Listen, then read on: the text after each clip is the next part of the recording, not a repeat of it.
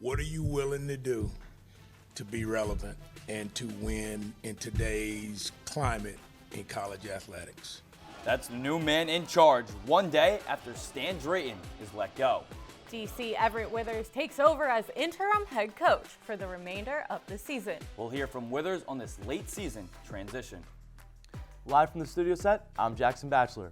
With Coach Drayton on the way out, we'll hear about what some of his former players have to say about the coaching change so late in the season. Truly out for the win. He got it. Maddox Trulio wins it for Temple. Don't let all the off-field drama distract you from the big overtime win. I'm Kayla Levine, live outside of Edward Golston Hall. Later in the show, I'll take a look at the player that kicked his way to a Temple win. Inside the Nest is live, and it starts right now.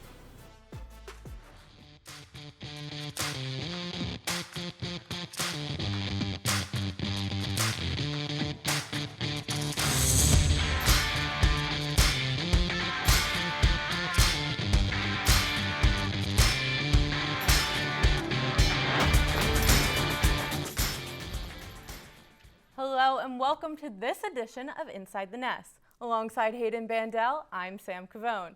It has been a wild few days for Temple football, coming off an overtime win and then straight into breaking news. That news is a coaching change. Stan Drayton won just 3 games this season, and hours after the latest win, he was shown the door.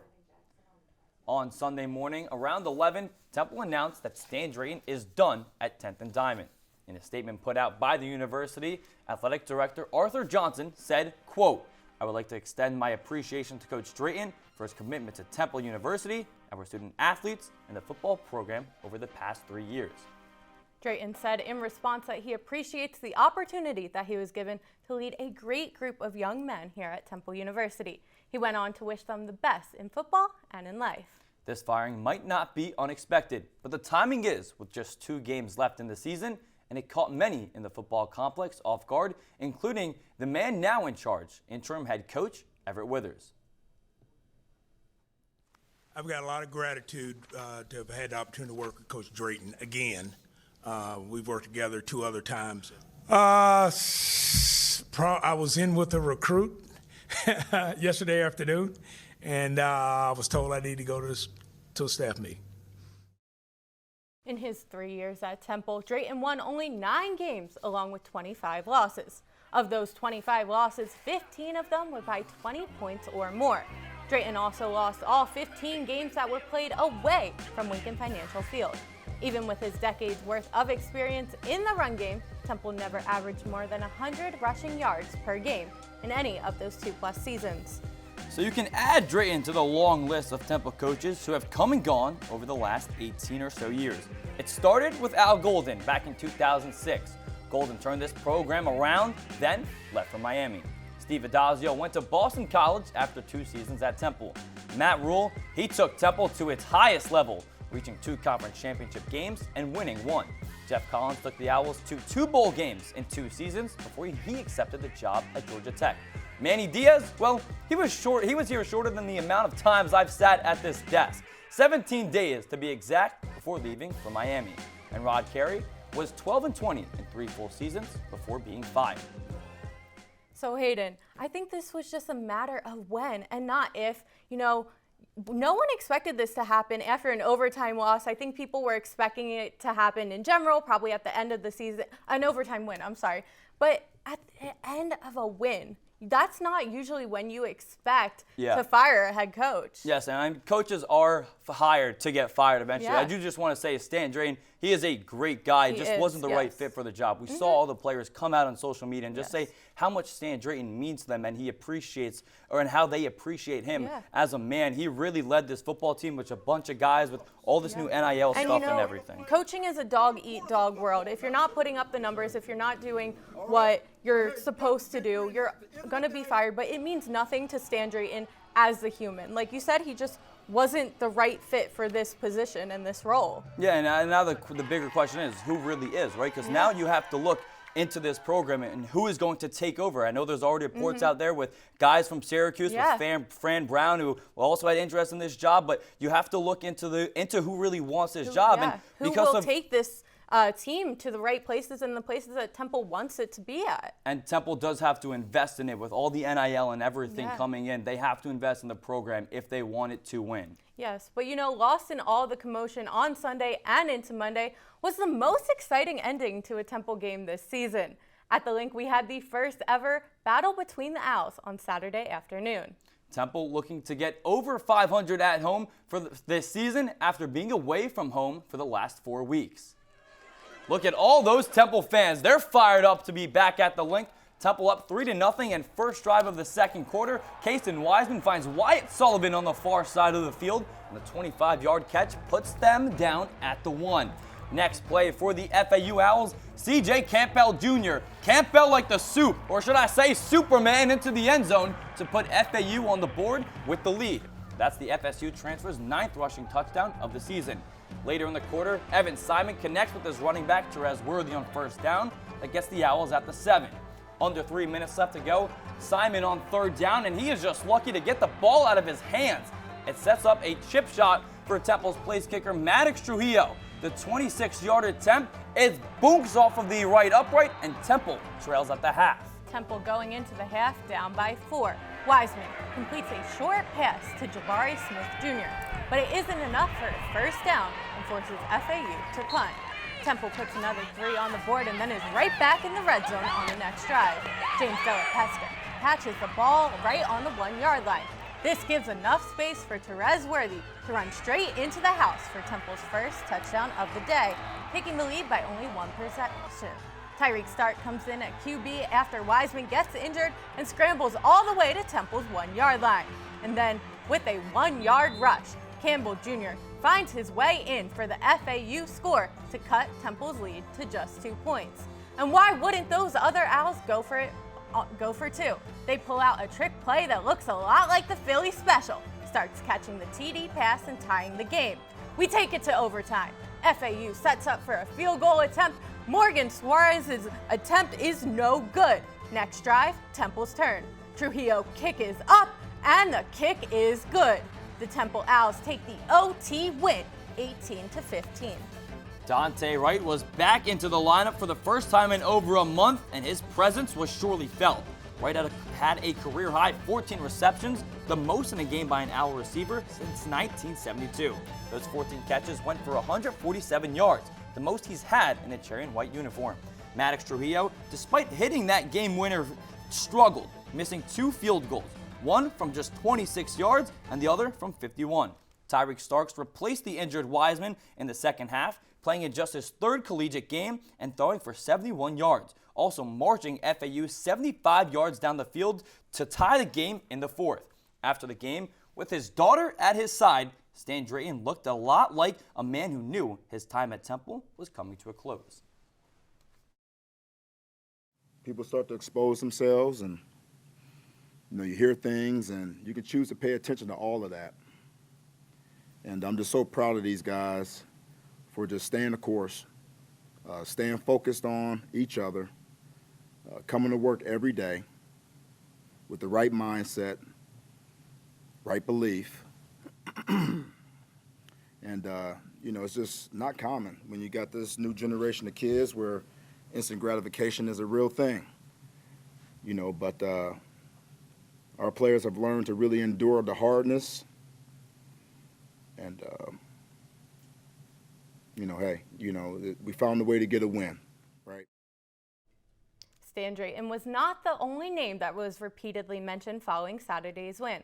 Maddox Trujillo set a program record with 6 field goal attempts, including the final kick that won the game for the Owls. Inside the Nest beat reporter Kayla Vine is live outside of Edward Golson Hall with the story on Trujillo's bounce-back afternoon. Hey, Kayla. Hey guys, the weekend ended with a win off the foot of Maddox Trujillo, but it wasn't an easy afternoon for the graduate student thanks to 2 earlier misses from one of the top kickers in the nation. There's the saying, all's well that ends well. Such is life for Maddox Trujillo.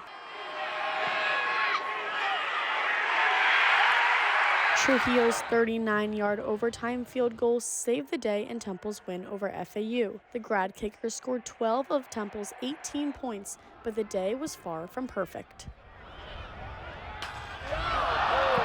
Trujillo was 4 for 6 on field goal kicks. It's the first time this season that he's missed 2 kicks in one game. I hit the 51 that hit the upright. The second one, that's probably one of the better struck balls I've had, and it's just one of those things where I hit it down the middle, and the wind was kind of gusting at that point, and just took it at the last second. You know, we missed a couple, and it comes down to where we need him to make it, and he does. And so we just have a lot of faith in Maddox, and he's been awesome all season long, and I'm glad he's a part of us. From lows to highs, the Owls walked out of the link with not only a win, but a fighting win. Second, I thought I had made it off the foot. I thought I had made it when it was 10 yards from the uprights, and the last second it hit the upright. So it's just really not, I wouldn't say unlucky, but it's one of those things where it just, sometimes it goes your way and sometimes it doesn't. The game winner gave the Owls their first walk-off overtime field goal dating back to 2012. And for Trujillo, he's now 13 for 18 in field goals this season, a bright spot in what's otherwise been a gloomy season for Temple football. In the win, Trujillo made history being the only kicker in the FBS to have 4 field goals this season of 54 yards or more.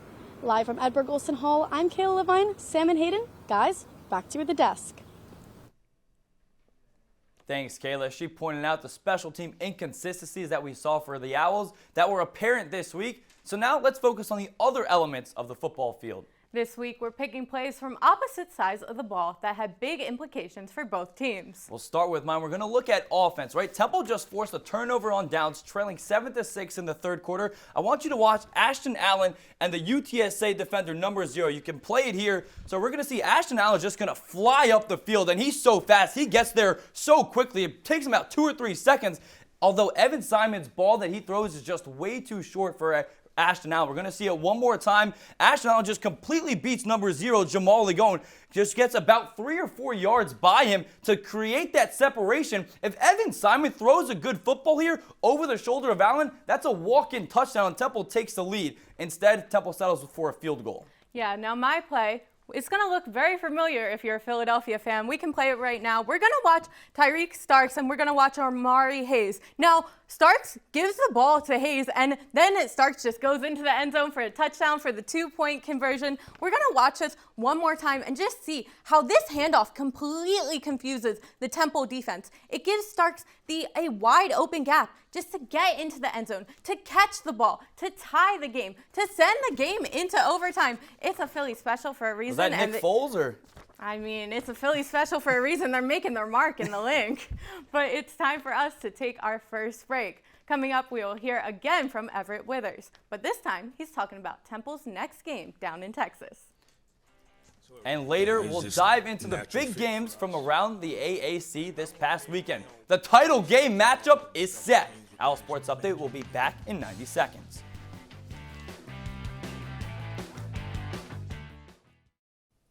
Welcome back. A new name took a face on the podium on Monday for Temple football's weekly head coaches news conference. Everett Withers took over the program on an interim basis just 24 hours before. And when he took questions at Edward Golson Hall, Withers thanked Stan Drayton and then quickly wanted to remind everyone that Temple won a football game this past weekend. I'd like to say, secondly, congratulations to our team. We did win a game Saturday. Hard-fought game, 2 teams that are very similar. I got a chance to talk to Tom Herman after the game, who I've known since 1998 when he was a GA at Texas, when I was coaching at Texas. And we talked about the teams being very similar, and they kind of looked very similar on Saturday. We came out on top. Thankful for that. Thankful for the players and what they did for the ball game. So to win the ball game. So I want to be able to help both sides of the ball and the special teams with managing the game. And I think, again, I've got 6 years of head coaching experience. I understand the head coach. I'm not going to be good at calling defenses and managing the game. So I want to be able to manage the game and be able to help the offense on, when we need to go for it, when we don't, those type things. when we need to punt it, when we don't, those type of things. So I'm going to be in charge of managing the football game. Managing the football game. That's the one thing we know that Everett Withers is going to do Yes. now come game day, whether it's Friday this week against UTSA or Saturday against North Texas. But Sam, he really didn't answer a lot No, of questions he that didn't. reporters had to ask him on Monday afternoon. Yeah, I'm not surprised about this. You know, he was at this press conference literally less than 24 hours before he knew he was going to have the job. So I'm really not surprised at this fact. He probably knows as much as we do, honestly, if not just a little bit more. I think he knows a little bit more. A He's little in bit there. more, but he's got to know a still, little bit of something. He has to, yeah. I think it shows like, hey, he's ready to assume this position. He's ready to take it on, and that's good for him. Hopefully, he can lead Temple to victory. Yeah, if he can kind of, because he has a lot of head coaching experience at North Carolina, at Texas State, at James Madison, so he definitely knows what he's doing. Yeah. However, on Sunday, the leadership team didn't even have a meeting. Instead, Arthur Johnson addressed the players to inform them about the decision to drop Drayton. Time to send it over to the studio set where Inside the Nest beat reporter Jackson Batchelor has an update from some of those players. Hey, Jackson. Guys, Owls tight end James De La Pesca got a chance to speak at the weekly press conference on Zoom this week. Losing a head coach is never easy, especially mid-season. We were all pretty shocked by it, to be completely honest. We usually come in the mornings after games, get treatment, check up on each other. And then afterwards, since it was a short week, we were going to have team meeting, offense, defensive meetings, and kind of get ready for UTSA. And then they kind of threw that early morning meeting on us on Sunday with short notice. Still didn't really, just change the schedule. And then as it got closer to the meeting, kind of. One important note, not only do the Owls have a new head coach leading them to their next game, but they're on a short work week. Temple's game against UTSA is Friday in Texas. I know you guys will dive into this matchup much more coming up later in the show. But that's all for now. Reporting from the studio set, I'm Jackson Batchelor. Back to you guys at the desk. Thanks, Jackson. As you mentioned, Everett Withers, he now has a chance to win his first game as the head coach of the Owls when they head down to the Alamo Dome. When we come back, we'll be taking a look at the Roadrunners. Don't run away. Inside the Nest, we'll be right back. Welcome back. It's a new week for Temple football. The Owls will be traveling to San Antonio with a new leader to take on the UTSA Roadrunners. But first, let's take a look at what the Roadrunners are capable of and what they did in their game this past Friday. The Roadrunners welcome North Texas Mean Green to the Alamo Dome for a Friday night matchup. UTSA already up by 14, and here comes Shane Porter for a 79-yard rush all the way into the end zone on the first drive of the second quarter to get the Mean Green on the board. Then Owen McCall passes to Dan Dishman, and it's going to be a Roadrunner TD. It is a tied ball game, but that is not for long. Porter again breaks tackles and goes 43 yards right into the house. North Texas cuts the lead to 10 points. UTSA with another TD, and this time it is Robert Henry putting points on the board for the Roadrunners. The Roadrunners run off with a 48-27 victory over the North Texas Mean Green. Now that we've seen what the Roadrunners are all about, it is time to hear from someone who has spent 6 years covering this team's rise. We talked to Greg Luca, who's a beat reporter for the San Antonio Express News. He said this team's main threat starts with a pass game led by Owen McCown, the son of former NFL quarterback Josh McCown. Yeah, I think it's right now the quarterback is the number one you'd highlight, but I think that it's the passing game in general, and we're starting to see they've gone more to the tight ends. They have they had a senior tight end, Oscar Cardenas, who had been a fixture here, and he got injured, but they've had three guys essentially step up in his place. Houston Thomas, Dan Dishman, and Patrick Overmeyer. They're all kind of younger, like lanky, more receiving type of tight ends who can stretch the field vertically a little bit, and that's presented a different dynamic. What do you think that the Owls can exploit? Like what kind of weaknesses in UTSA to potentially take home the win? Yeah, I think probably the biggest strength is the wild card factor, right? Like when you have a new coach in there and what kind of impact does that have on the team's mentality, or what sort of maybe new wrinkles might get introduced that we hadn't seen earlier in the year that didn't show up on film for UTSA that could catch them off guard a little bit. Might be kind of like a nothing to lose sort of mentality or just a different sort of energy. So I think that they'll have to bring something special. I didn't even realize there was a road losing streak in play, but we've talked a lot recently around here about UTSA's home success. I think under Jeff Traylor, as of this game, it's something like 28-3 in the Alamo Dome in his tenure, and I think they are 16-2 in November, if I have that right. It might be one win off, one way or the other, but they've been really impressive this time of year and in that venue, and so they're already talking about last home game for the seniors and playing for bowl eligibility. I don't think they want it to come down to the last game of the season at Army. That's going to be a tough one, so they're going to be really looking to sort of seal it away here as a pretty big favorite at home, and hopefully that can punch their ticket to a bowl game. Just like our full crew, our Twitter friends correctly predicted Temple would be the superior Owl, at least 85% of them. Make sure to check out our social on X to vote who you think will win this week's game against UTSA. For myself, I think that the Roadrunners are going to run away with it, 37-20. We know about Temple's road struggles, 19 straight losses. How about UTSA at home? Since Jeff Traylor took over, guys, in 2020, they have gone 28-3 at the Alamo Dome, including winning 9 in a row. Hayden, I have to agree. This week I have the Roadrunners taking the W, 30-20. UTSA has been on a tear, and the offense has just really been in sync these past couple of weeks, now averaging about 450 total yards per game.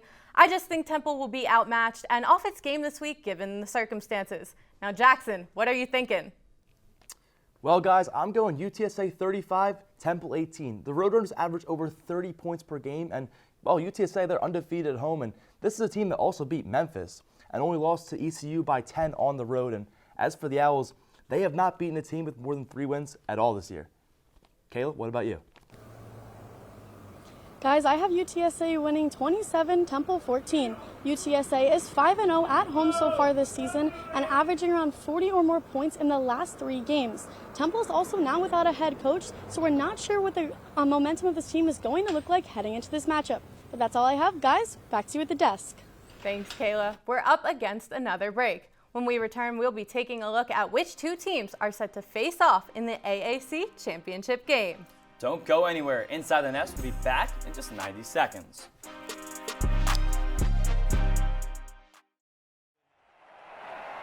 Welcome back. The biggest game of the week was Tulane and Navy. Late in the first quarter, Green Wave in the red zone as Darian Mensah scrambles and gets past the Navy defense for 6. Heading in the second half, Tulane leading by 14, and they give us to Mekhi Hughes, who was initially stopped, but then he keeps those legs moving and reaches in the end zone to put the Green Wave up 3 scores.